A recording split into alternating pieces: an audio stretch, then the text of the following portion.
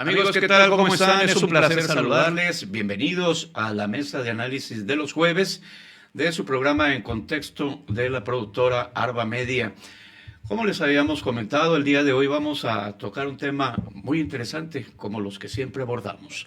Y esto es las consecuencias de una posible guerra comercial y arancelaria entre nuestro país y Estados Unidos. Participe, para nosotros su opinión es importante.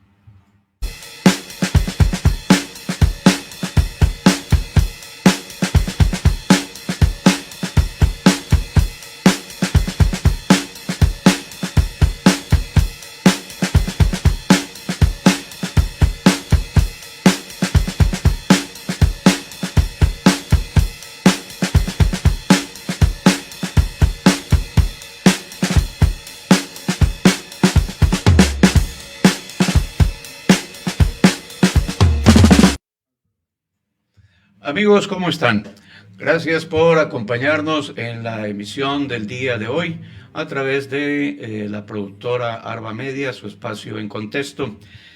Quiero comentarles que pues han estado corriendo ríos de tinta y litros de saliva en relación a lo que está aconteciendo entre nuestro país y Estados Unidos contra el resto del mundo. Y que es precisamente la amenaza, que algunos dicen que es un bluff, pero no se trata de eso, sobre posibles aranceles y una posible guerra arancelaria que pudiera suscitarse. Pero bueno, de este tema, sobre esto vamos a platicar en los siguientes minutos. Si usted tiene algún comentario, algo que comentar, con toda confianza, amigos, recuerde, puede comunicarse aquí a través de la plataforma en el transcurso de los siguientes minutos. Le doy la bienvenida al licenciado en Economía y en Comercio Internacional, especialista en este y otros temas, el coordinador de investigación y posgrado de la Facultad de Ciencias Sociales de nuestra gloriosa UAS, el doctor Ulises Sánchez Estavillo. Ulises, bienvenido. Muchas gracias, Alfredo. Gracias por la invitación para hablar justamente sobre estos temas muy de actualidad. Bueno, vamos a ver qué sale de la charla. Van a salir cosas buenas. Alejandro, ¿cómo estás? Pues bienvenidos otro jueves más, Alfredo. Otro jueves más.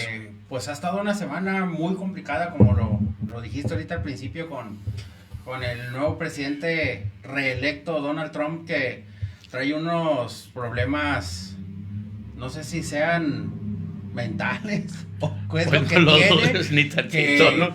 que a medio mundo se ha echado encima.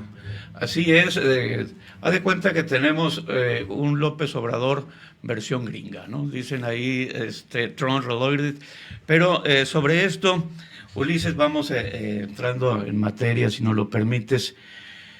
Primero, tú eres también doctor en historia. ¿Cómo surge la cuestión de los aranceles entre los diversos países? Hay una cuestión que nosotros tenemos que tomar en cuenta para entender el problema de los aranceles.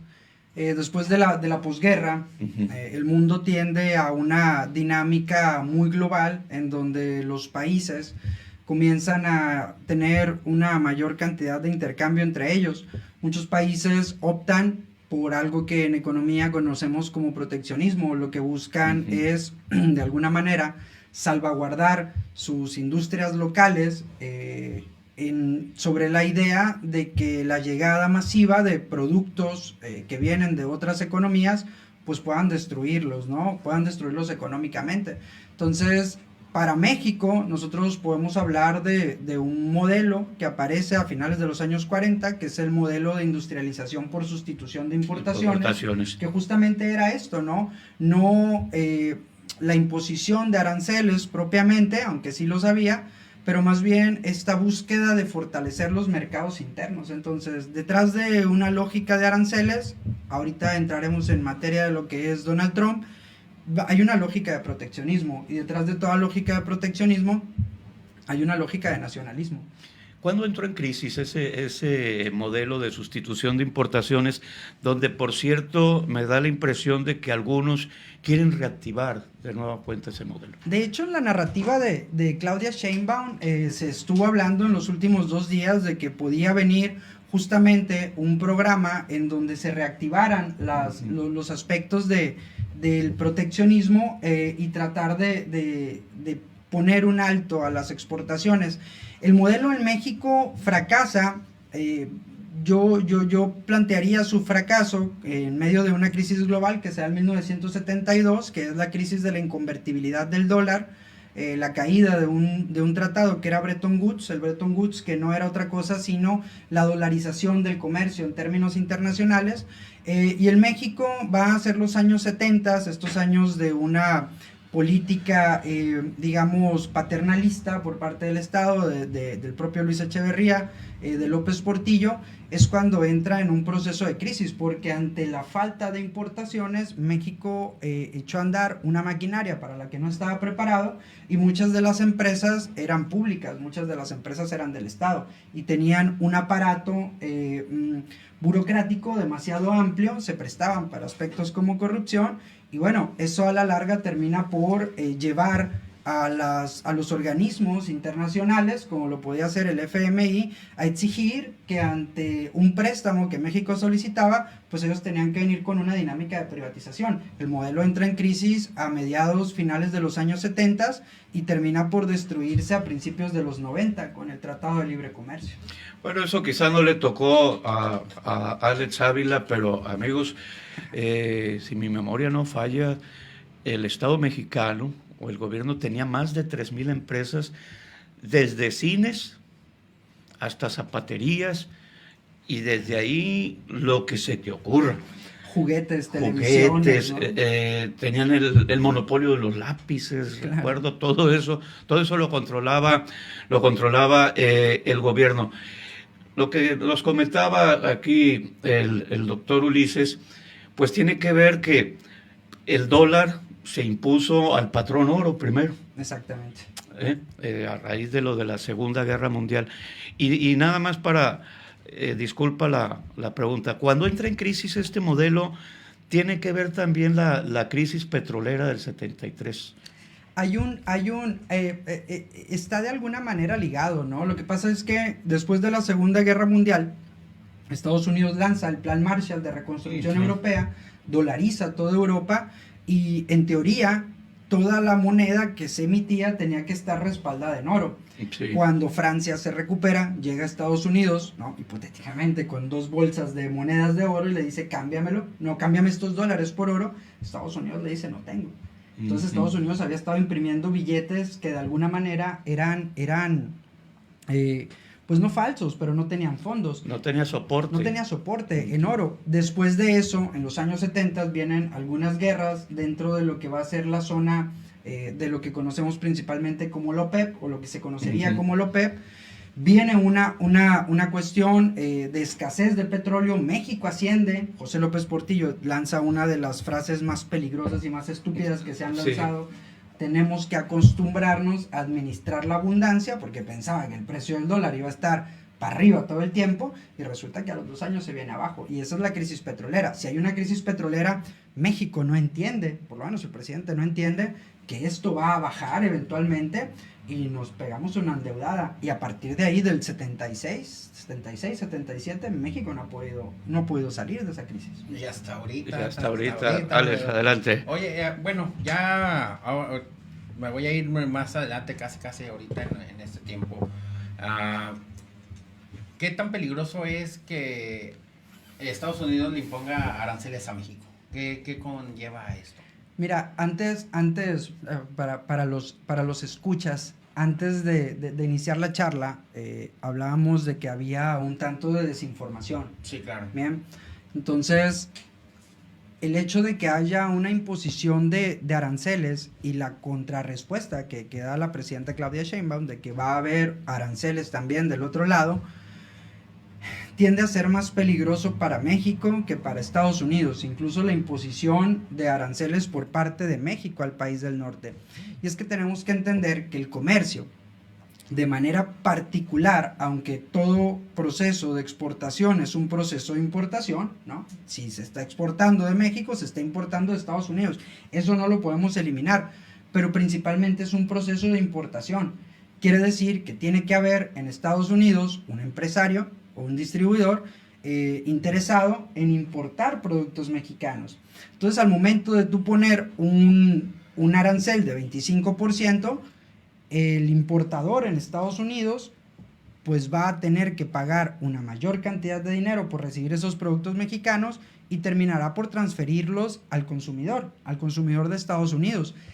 La cuestión es que si estos productos tienen un sustituto dentro del mercado, simplemente se deja de consumir el producto. Entonces, lo que hace un impuesto en este sentido es desincentivar el consumo de productos mexicanos y simple y sencillamente cambian el producto mexicano por un producto que no tenga este arancel, y ahí es donde viene el peligro, porque muchas empresas entonces van a levantar la mano. No, claro, pero más allá de eso, en México muchas empresas van a dejar de exportar porque sus productos ya no van a ser atractivos, y entonces vamos a suponer que hay un refresco mexicano que se está exportando, nos vamos a pensar en jarritos.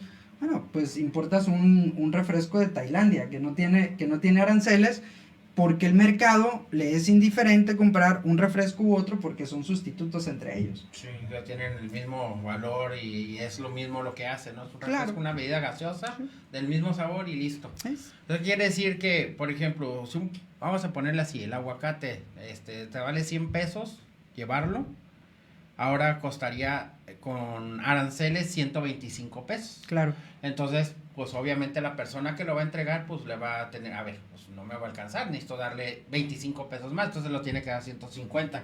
Y ahí es donde ya empieza el problema de que, bueno, pues me va a salir más caro.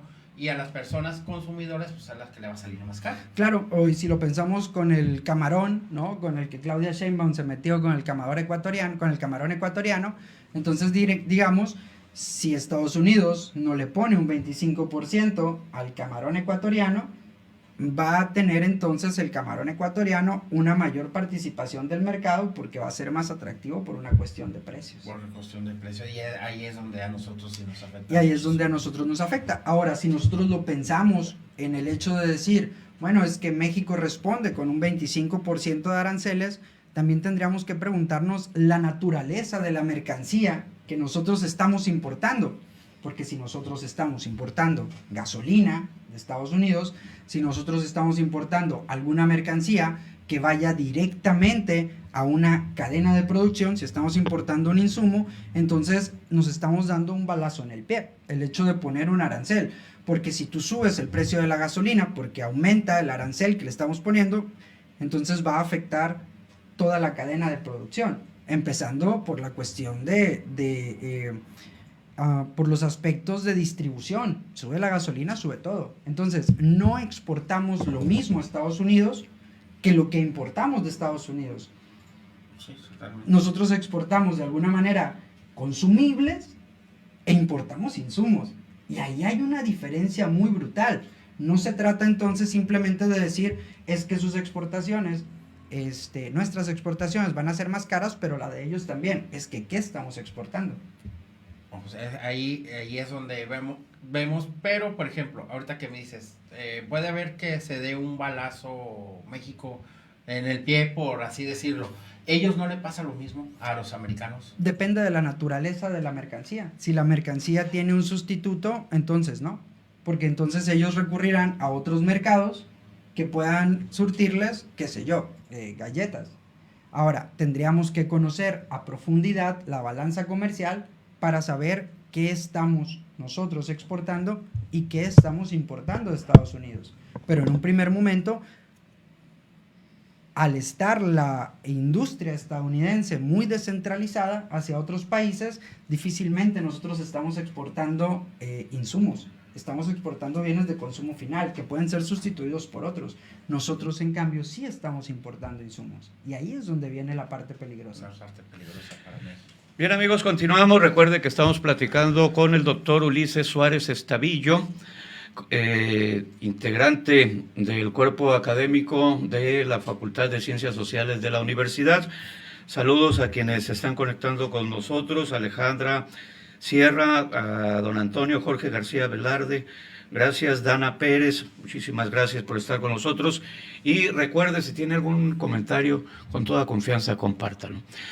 Quisiera conocer tu opinión, hasta qué punto, bueno, sabemos que fue necesaria la globalización por la misma dinámica que tiene la evolución de la sociedad, pero se vino una avalancha de productos hace años y muchas veces los mexicanos, por la cuestión de lo barato, lo accesible, pues comprábamos productos de varias partes del mundo. Y yo recuerdo en una ocasión, hace ya bastante tiempo, compré unas latas de atún que venían de allá de no, venían de, no recuerdo si de Ecuador o de Perú. Okay.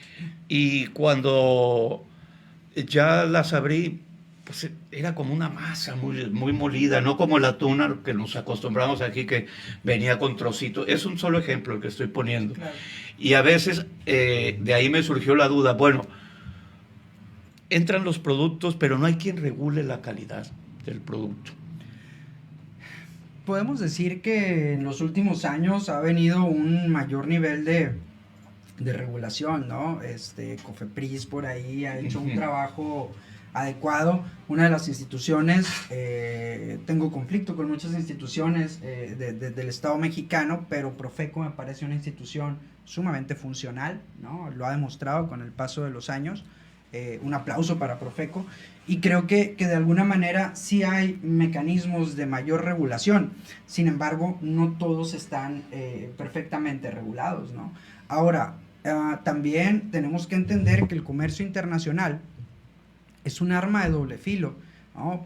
Digo, por poner un ejemplo ficticio, un ejemplo hipotético, si frente a Lázaro Cárdenas, Michoacán, se estaciona un buque con 1 millón de pares de zapatos chinos, ¿no? Y ese 1 millón de pares de zapatos chinos tiene un precio en el mercado, ya con todo el transporte y los impuestos, de 120 pesos, pues a lo mejor los dejo entrar. Si tengo una población que está el 60% arriba de la línea debajo de la línea de pobreza, pues voy a beneficiar al consumidor.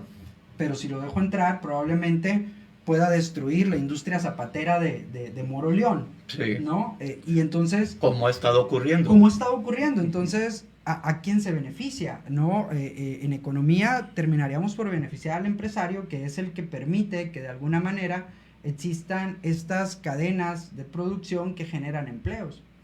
Disculpa la ignorancia, y dicen que no hay pregunta más tonta que la que no se hace, pero yo estoy impactado por la facilidad con la que entra tanto producto chino, cuya calidad es cuestionable, y donde quiera están brotando tiendotas de productos asiáticos, que es lo que se conoce, les digo yo, como la invasión silenciosa.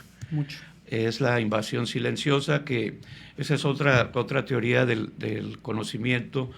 Hay una obra que se llama Occidente contra Oriente, que se escribió hace como 50 años, y donde narraba cómo, por ejemplo, la cultura musulmana ha ido devorando, desde aquel tiempo, ha ido devorando a Europa. Sí. Y se preveía, pues bueno, la cultura oriental va a venir devorando al resto del mundo. Pero ese es otro chorizo, ¿no? A lo que voy es a esto. Checando por ahí, decían que entran muy fácil porque no pagan impuestos, porque son productos que tienen un valor inferior a los $50, entonces entran por cajas, por contenedores, y todo esto, incluso sin cumplir normas, porque ahora, por ejemplo, un producto extranjero debe de traer las instrucciones en los idiomas a los países a los que los estás exportando. Acorde, ¿no? Sí. Acorde. ¿Esta invasión qué te parece? ¿Se le puede considerar así, o por qué se ha sido tan permisivo? También hace unos, bueno, no tanto, unos 40 años, Kino, ¿no? A través de Mafalda. De Mafalda. Ajá, también le temía mucho a los chinos, ¿no? Mafalda estaba obsesionada con esta invasión. Me parece que es un síntoma de nuestros tiempos, ¿bien?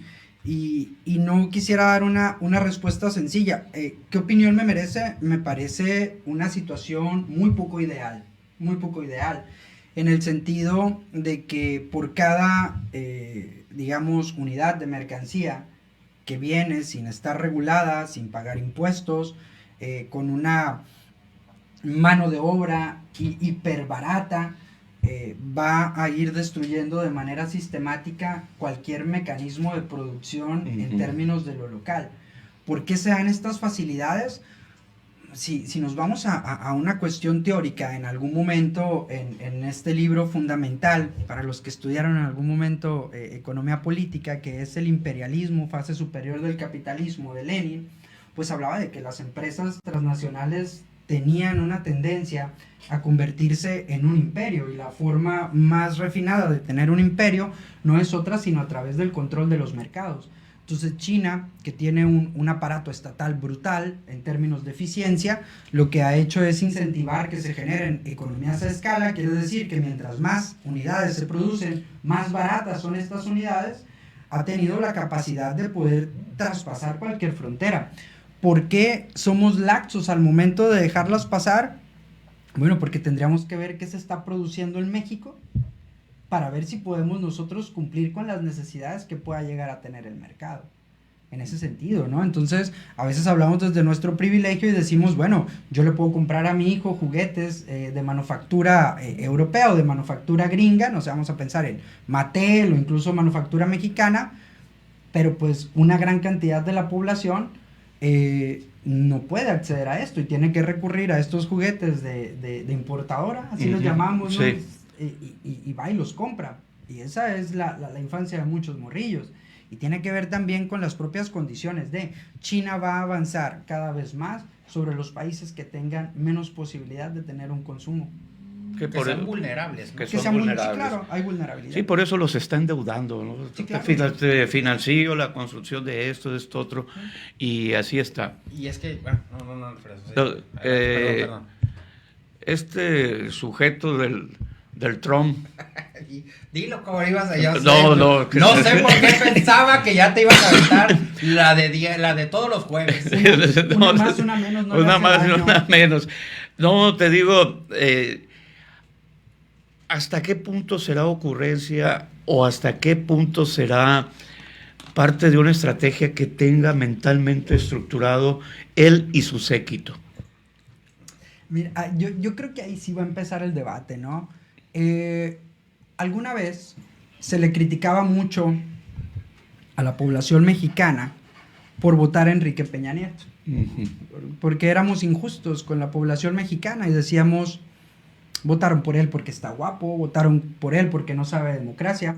Pero si nosotros nos vamos a ese tiempo, pensando en algún historiador que decía los hombres son más hijos de sus tiempos que de sus padres, el modelo de presidente que se votó en la década del 2010 era un presidente similar a Enrique Peña Nieto.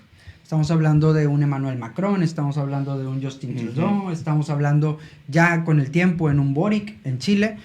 Pero si nos vamos ahorita nosotros a una generalidad, estos gobiernos radicalizados, te escuchaba decir, es nuestro Andrés Manuel López Obrador, ¿no? Donald Trump, o están radicalizados hacia la izquierda o están radicalizados hacia la derecha. Entonces, no sé si Donald Trump tenga un plan muy concertado en su cabeza. Lo que sí es muy claro es que responde a un tipo de gobierno que están radicalizándose hacia la derecha, y en función de que se están radicalizando hacia la derecha, yo más bien lo vería como que nuestro sistema económico está transitando de un neoliberalismo a un neoconservadurismo. Porque entonces, si vemos qué es lo que habla Trump, justamente hoy decía, tenemos que recuperar a Dios, tenemos que volver a traer a Dios a la sociedad. Una cuestión de religión, una cuestión de economía interna, una cuestión de nacionalismo, una cuestión de xenofobia. El neoliberalismo se fue. No porque Andrés Manuel haya dicho que se fue, estamos en una época neoconservadora, en donde los discursos conservadores están siendo sumamente atractivos. ¿Por qué? Bueno, porque los presidentes de derecha están alentando a las clases más bajas y los presidentes de izquierda también, pero no puede haber dos presidentes. Ahora bien, ya ves que tuvimos un crecimiento de gobiernos de izquierda aquí en América Latina. En América, y ahora estamos viendo una especie de retroceso, de contención, y avanzando los gobiernos de derecha, con el mencionado Donald Trump, con Milei, ahí, o sea, un caso terrible ahí en Argentina, el propio Bukele, y anoche en uno de los programas con los que está uno enviciado ahí en el YouTube, no recuerdo si era la hora de opinar o Círculo Rojo, comentaban de que en Canadá, o sea, ya ves que están ahorita en un proceso. Sí, Trudeau se fue. Trudeau se fue, la fuerza que se va a imponer ahí es ultraconservadora, pues. O sea, hay cambios ahí en esta cuestión de los equilibrios. Sí, y Le Pen en Francia, que viene empujando desde hace mucho tiempo. A final de cuentas terminan por parecerse, terminan por tomar las mismas decisiones. No quiero decir, porque sería irresponsable de mi parte decirlo, que el mismo discurso que tiene Donald Trump es el mismo discurso que tenía Andrés Manuel. No es así. No, es en cuanto a los caracteres de las figuras, claro. Polarizantes, polémicos. Es que no es el mismo discurso en términos reales, pero en el trasfondo estamos hablando de un nacionalismo, sí, de una lógica conservadora. Tenemos que recordar que una de las primeras acciones de Andrés Manuel López Obrador fue el hecho de hacer una constitución moral, una especie de guía de cómo nos íbamos a comportar. ¿Y por qué nos sorprende lo de Donald Trump? Si cuando fue su primer periodo, la primera acción que este individuo tuvo fue la de cancelar el Trans-Pacific Partnership, que era un proyecto económico en donde muchos países que están en la cuenca del Pacífico, desde Chile hasta Australia, pretendían hacer frente a un bloque comercial que era China en unión con el ASEAN, ¿no? Que son los países del sudeste asiático. Entonces, estas lógicas de neoconservadurismo o conservadurismo creo que de alguna manera van a seguirse radicalizando, porque además, ante el fracaso del neoliberalismo, siendo las clases bajas a nivel global las que están más lastimadas, un discurso radical suena absolutamente atractivo, ¿no? Lo platicaba en algún momento, los maravillosos años 20, que fueron este aumento de la producción en donde la música, Chicago, los musicales, Ford, todos estaban produciendo mucho, los llevó a una crisis que fue la Gran Depresión de 1929. Y eso trajo consigo los nacionalismos, sí. Eso trajo consigo el fascismo, eso trajo consigo el nazismo, eso trajo consigo una serie de elementos a nivel global que empezaron a ser radicales. La crisis que tuvimos en el 2008, la crisis hipotecaria que llevó a la ruina a Estados Unidos, dejó a 8 millones de personas sin casa, Grecia quedó hecho nada, Portugal, España, Irlanda quedaron devastados. Bueno, no estamos viendo sino la aparición de estos ismos después de una gran crisis. Que por cierto hay, o hace poco, o está por seguir creciendo una crisis inmobiliaria en España, y guardadas las proporciones, a veces me pregunto, ¿no nos irá a pasar tarde o temprano en Mazatlán? Yo siento que estamos en una crisis en Mazatlán, en una crisis inmobiliaria muy dura, generada sobre todo por un proceso de gentrificación brutal, porque los gobiernos locales han sido incapaces de controlar los mercados inmobiliarios. Sí, es totalmente correcto. Y yo lo vivo ahí, amigos, en la parte donde vivo ahí en el centro. O sea, de repente se han disparado las rentas en 6 meses de una manera brutal, las propiedades y todo eso. Entonces, pues ahí les va cerrando las oportunidades de adquirir una vivienda a nuevas generaciones. Muy bien, retomando. El día de hoy, López Dóriga entrevistaba al carnal Marcelo y estaba, te digo, a veces le genera a uno mucha confusión, porque al estilo del carnal, pues decía, no, es que si nos ponen un arancel al aguacate, Pues lo que lo van a pagar son los consumidores del Super Bowl. Y luego se avienta todo un retruécano donde habla de la exportación de los vehículos que tiene México hacia Estados Unidos y el asunto ese de que hay componentes de todas las partes y todo eso. Por eso se me hace algo a veces tan confuso. Y ahí voy a lo siguiente. ¿Quién pierde si se viene una guerra arancelaria entre México y Estados Unidos? Todos. Todos. Todos pierden. Pero más discúlpame, No. pero más el consumidor. Sí, Sí. pierde más el consumidor. El capitalista tiende a transferir cualquier aumento en su costo, ¿no?, al consumidor. Va a perder el consumidor, pero no es lo mismo un consumidor en Estados Unidos con determinado nivel salarial que un consumidor en México. Entonces, en ese orden, pues tendríamos que ver que la vulnerabilidad económica que tiene nuestro país, porque históricamente así es como se ha estado, digamos, manejando la situación, pues la llevamos de perder. Pero va a ser el consumidor. Y ojo, Estados Unidos no son clases altas. Estados Unidos tiene severos problemas de miseria. Muchos problemas de miseria. No es el Estados Unidos romántico al que nos tiene acostumbrados la mercadotecnia y todo eso. No, hay cinturones de miseria verdaderamente impresionantes y eso los ve uno cuando viajas a Los Ángeles, que Oakland, algunos, bueno, yo no conozco Oakland, pero a lo que voy es que existe, como existe en todo el mundo, por muy más desarrollado que esté. Aquí en este asunto, ¿ha sido correcta la estrategia de la doctora Sheinbaum? Yo considero que no.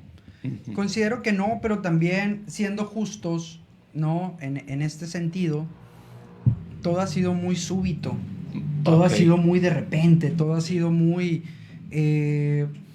porque si bien Donald Trump venía cantando algunas de las acciones que iba a tener o que iba a hacer, no lo tomaron como algo cierto. Entonces no les dio tiempo de generar un plan para responder de manera adecuada. Y probablemente sea más allá de los vítores que pueda haber en relación a la figura que presenta Claudia Sheinbaum, ¿no?, una figura victoriosa, que además es su trabajo. Es su trabajo. Es su trabajo. No va a salir a decir, oigan, pues es que perdimos en la negociación. No va a salir a hacerlo. Pero hay puntos muy, muy cruciales en donde podemos ver que esto puede llegar a salirse de control.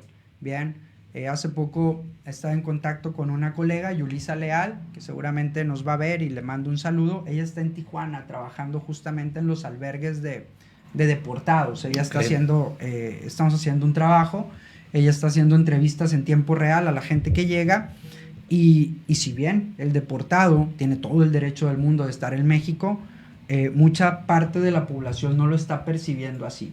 Entonces estamos hablando de que esta deportación masiva, el gobierno federal está tratando de solventarla a través de apoyos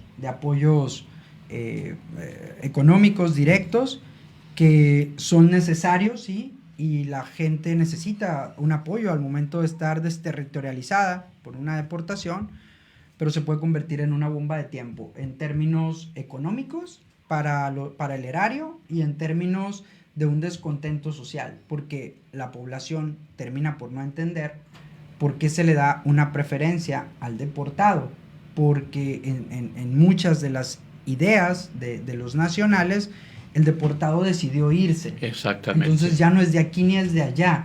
Y estamos hablando de políticas que en el sur todavía no están siendo muy visualizadas, pero hace un par de días empezó a haber noticias de que en Chiapas muchos de los migrantes que vienen de Sudamérica, de Centroamérica, están recibiendo una especie de apoyo económico de 300 pesos diarios por estar haciendo aseo en las calles. Son seres humanos y necesitan alimentarse, alimentar a sus hijos, tienen derechos. Sí, no hay discusión en eso, pero creo que no hay un plan integral estratégico para poder contener lo que se viene. Y creo que la cuerda va a tronar en términos de deportados inmigrantes. Ahora, hay que reconocer una cosa, la sociedad mexicana es racista, sí. Es discriminatoria, por más que ve la manera en que como se expresan o nos expresamos de los mismos mexicanos del sur, del norte, de los indígenas, de todo eso. Y pues esto se puede venir, pero aparte el enorme conflicto psicológico y social que se viene en el mismo deportado, o sea, espérame, es que yo no tengo ya arraigo en México, por decirlo así. O sea, ya hice mi vida en Estados Unidos, allá tengo mis hijos, etcétera, etcétera. Está verdaderamente cañón. Saludos a Monse Herrera, continuamos, adelante. Saludos, Monse. ¿Eso podría afectar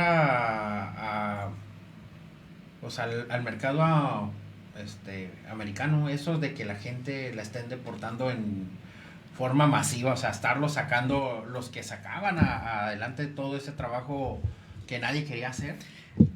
A ver, vamos a entrar en una discusión complicada, ¿no? Y quizá por ahí, si alguien nos está viendo, pueda no estar de acuerdo con sí. Lo que voy a expresar, no, y cómo claro. lo voy a expresar. La migración, en términos masivos, porque hasta hace unos pocos meses se estimaba que migraban 3.500 mexicanos diarios a Estados Unidos. Es una cosa brutal, ¿no?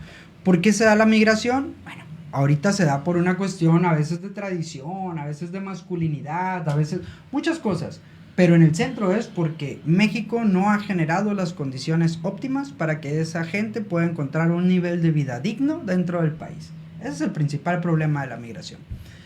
Pero la migración comienza de manera masiva en los años 40, cuando aparece el programa Braceros. Porque los estadounidenses mandaron al hijo del granjero de Kentucky a morir en una guerra que no tenía nada que ver, que era la Segunda Guerra Mundial, y dejaron su campo abandonado, y entonces empezaron a irse los braceros a cubrir el campo estadounidense. Y a partir de ahí se generó una tradición. ¿Por qué partimos de la idea de que las clases bajas norteamericanas no quieren hacer esos trabajos? Esa sería una pregunta muy elemental. Si nunca han tenido acceso a esos trabajos. Y nunca han tenido acceso a esos trabajos porque siempre hay migrantes que están tomándolos. Es como si yo de repente te digo, oye, ¿por qué no trabajas en la construcción? Y resulta que desde hace 15 años hay migrantes de cualquier país que se te antoje ocupando sus puestos en la construcción, y tú me vas a decir, pues es que si voy no me van a contratar, porque van a contratar a un migrante. Pero la narrativa de fuera, desde el país que nos está lanzando migrantes, dice, pues es que van y hacen el trabajo que los mexicanos no quieren hacer. La pregunta es, ¿las clases bajas estadounidenses de verdad no quieren hacer ese trabajo, o simplemente desde hace muchos años no pueden acceder a estos trabajos porque ya están ocupados por migrantes, por una cuestión de tradición? Ahora, el hecho de que haya una deportación masiva, que esperemos que no se dé, ¿no? Porque además de que es inhumano, una deportación masiva, totalmente inhumano, para el mercado mexicano, el mercado laboral, significaría 1 millón de mexicanos extra que caiga a entrar en los canales formales de trabajo, va a reventar el mercado laboral. Habría que ver qué está pasando en Tijuana, por ejemplo, pero ¿cuán necesario es el migrante en ciertos trabajos si tienes un flujo de 3.500 mexicanos, solamente mexicanos, que migran todos los días? ¿No? También estamos normalizando una nueva forma de esclavitud, y la más dura de todas. Eso de que haya 4 o 5 mexicanos en una esquina y que venga alguien y diga necesito 2, y el día de mañana no sepan qué van a comer, sí, no tendríamos por qué estar, es inhumano. Entonces, que si van a tener problemas económicos, no, yo considero, y esto ya es a título personal, no he tratado de ser objetivo a todo momento, pero aquí no se puede ser tan objetivo. Entramos en un espacio, en un espacio de subjetividad. pero mientras siga habiendo un flujo de migración hacia los Estados Unidos, mientras siga habiendo migrantes que están en disponibilidad de hacer 2 jornadas de trabajo, trabajando 16 horas al día de formas absolutamente inhumanas, creo que esos puestos que nosotros consideramos que no los quieren hacer ellos, o los estadounidenses, creo que van a seguir siendo ocupados. Y creo que van a seguir habiendo, no sé, probablemente el hecho de que deporten gente, y lo que voy a decir va a sonar horrible, pero el hecho de que deporten gente y haya menos trabajadores en disponibilidad de hacer el trabajo puede hacer que le suban un poco el salario. Bien, amigos, yo quiero comentarles, no recuerdo qué presidente de la República de aquellos años, no sé si fue López Mateos o Ruiz Cortines, dijo, no, los mexicanos se van a Estados Unidos por turismo. Entonces, Ruiz Cortines. Ruiz Cortines, ¿no? Pero ese fenómeno sigue siendo real. Les voy a comentar 2 cosas que no están muy relacionadas entre sí, pero que desprendo de lo que comenta aquí Ulises. Aquí en Mazatlán había hasta hace poco 60 trabajadores haitianos con permiso para trabajar en la industria de la construcción. Sí. Y ya los empiezas a ver en otros espacios. Eso por un lado. A mí en lo particular, hace años, antes de que se construyera la presa Picachos, pues yo era jefe de información del Sol de Mazatlán. Y nuestro director, el maestro Chiquete, nos comisionó a su servidor y a Arturo Gutiérrez, que tú lo conoces muy bien, a que cubriéramos todas las asambleas comunitarias, que era en ese tiempo Miguel Ángel García Granado, secretario general de gobierno, y Alejandro Higuera Osuna era el alcalde. Entonces, hacían las asambleas en los pueblos, les explicaban los beneficios de la construcción de la presa y levantaban el acta, etcétera, etcétera. Pero nosotros llegábamos a cubrir, pero también a sacar la nota de color, la historia del pueblo y eso. Y yo recuerdo que creo que fue en La Puerta. A mí me quedé muy impactado porque no había, camarada, un solo joven en todo el pueblo. Había niños, mujeres y ancianos, pero muchos ancianos. Y había, en un jacal estaba la escuela primaria y era el único joven, el maestro. Y no era de ahí. Y no era de ahí. Y el maestro tenía como a 30 chamacos de primero a sexto. Entonces yo le decía, ¿cómo le haces, cabrón? No, dice, es que los que ya están en sexto me van ayudando con los de cuarto, etcétera, etcétera. Y a mí eso me impactó mucho y le dije, oye, maestro, ¿por qué no hay ni un solo joven aquí? No, dice, es que todos aquí en el pueblo Julano y la ciudad no vas a encontrar un joven porque todos están en Estados Unidos. Entonces, yo se los comento, o sea, me quedó muy impactado de esa dimensión, porque hay comunidades, sé que hay comunidades sinaloenses muy fuertes, muy robustas en todo, a lo largo y ancho del estado de California. Sí, hay muchos. De hecho, hablando de ese tema, ayer precisamente ya empezaron mucho norteamericanos ya a trabajar en el campo. Ya empezaron a hacer esas jornadas, eso que dicen que no lo podía hacer un norteamericano. Ya muchas granjas empezaron a hacer el cortar la naranja, la lima, todo eso, el limón amarillo.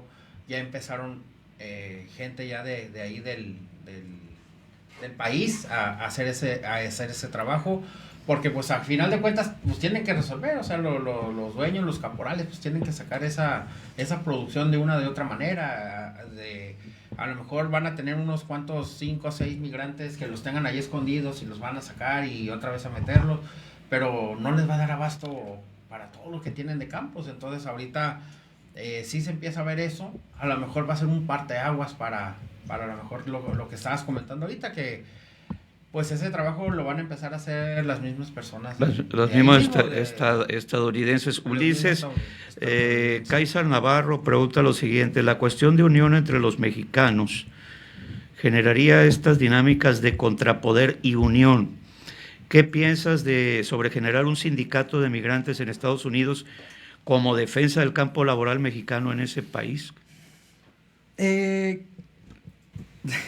Generar un sindicato. En algún momento, Anton Pannekoek, un teórico de la escuela marxista ruso, escribía un texto que se llamaba el Consejo a los Obreros, donde les aconsejaba formar sindicatos. Y posteriormente, 4 o 5 años después, escribe un texto fundamental también en economía que se llama "Para combatir el capitalismo hay que combatir el sindicalismo".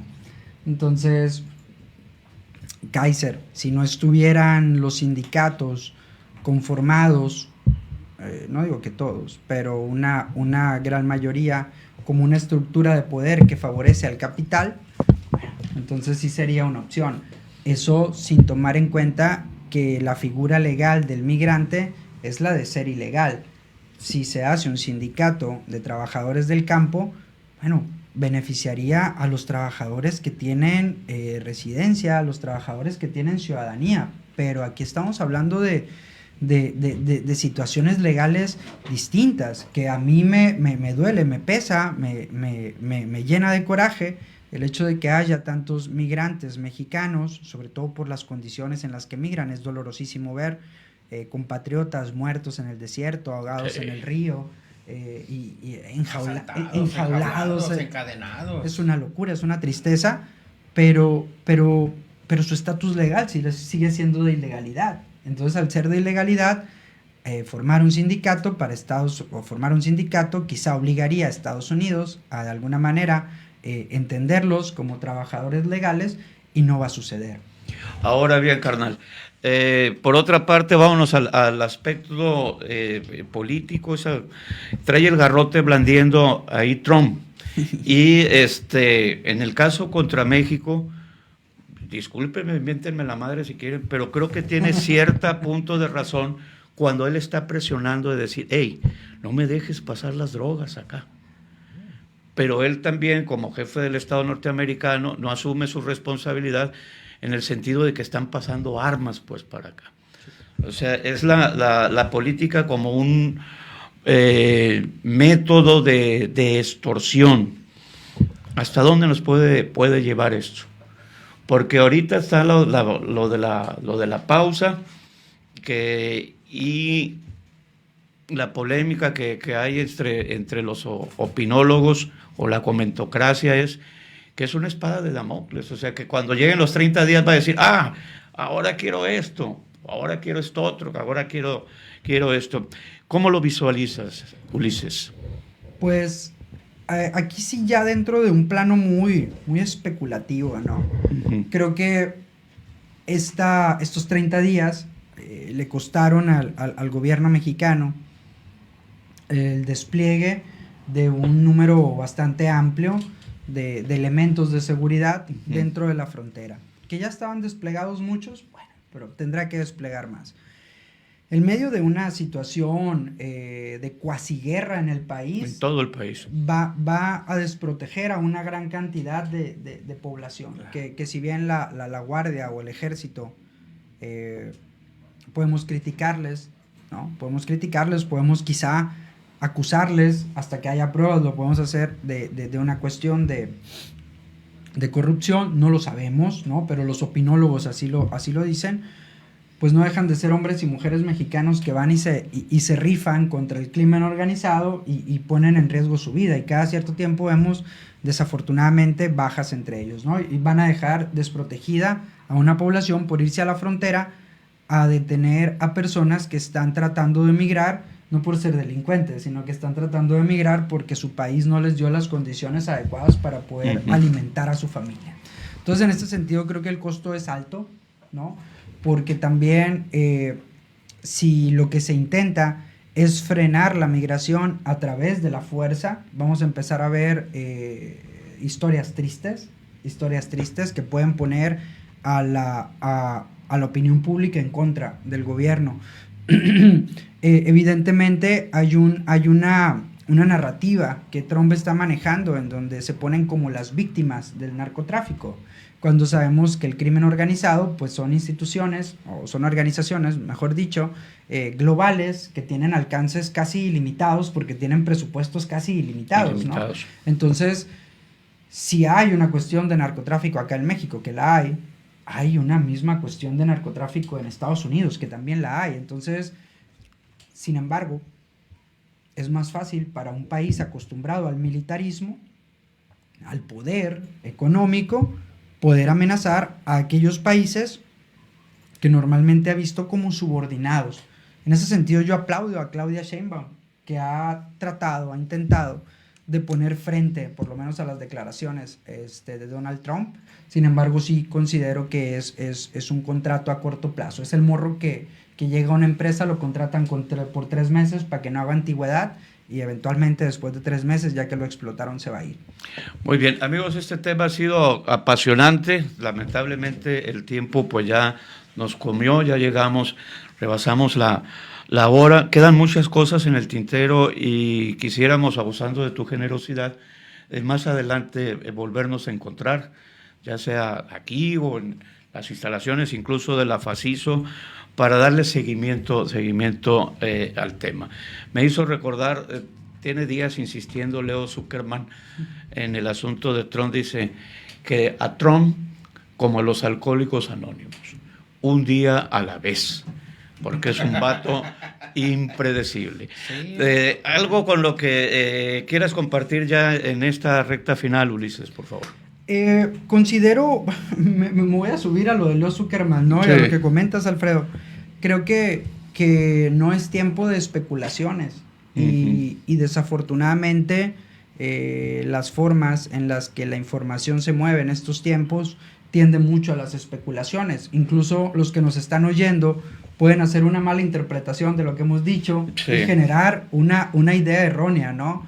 Creo que tenemos que estar pendientes. Creo también que es tiempo de unidad en términos de la población, pero una unidad consciente, no estos llamados a dejar de consumir en Starbucks, para que luego se queden sin trabajo un chingo de mexicanos, sí, ¿no? que trabajan acá.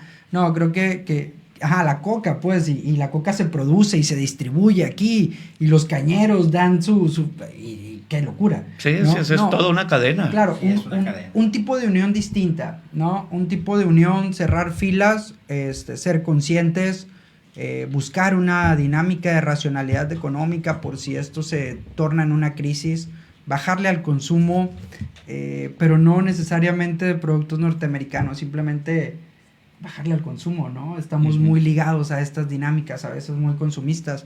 Creo que no es tiempo de especular, pero sí es tiempo de estar alertas, porque el escenario con Donald Trump cambia cada minuto. El día de hoy se fue contra Gaza, amenazó y dijo vamos a sacar a los palestinos de Gaza, y el día de mañana puede volver a ser México, dependiendo de qué humor amanezca. Sobre todo entenderlo a la luz de estas relaciones que ha empezado a tejer, ¿no? Esta figura de Elon Musk, que pudiera ser tema de otra conversación, es totalmente terrorífica. Ahí está Elon Musk en la pantalla.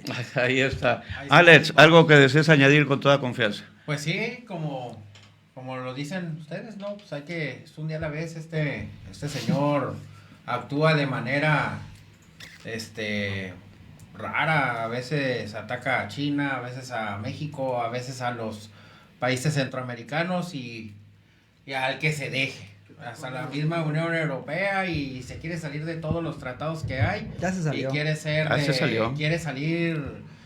ermitaño, ¿no? Quién sabe qué vaya a hacer. Creo que también eso es malo en cierto modo, porque pues todos necesitamos de todos.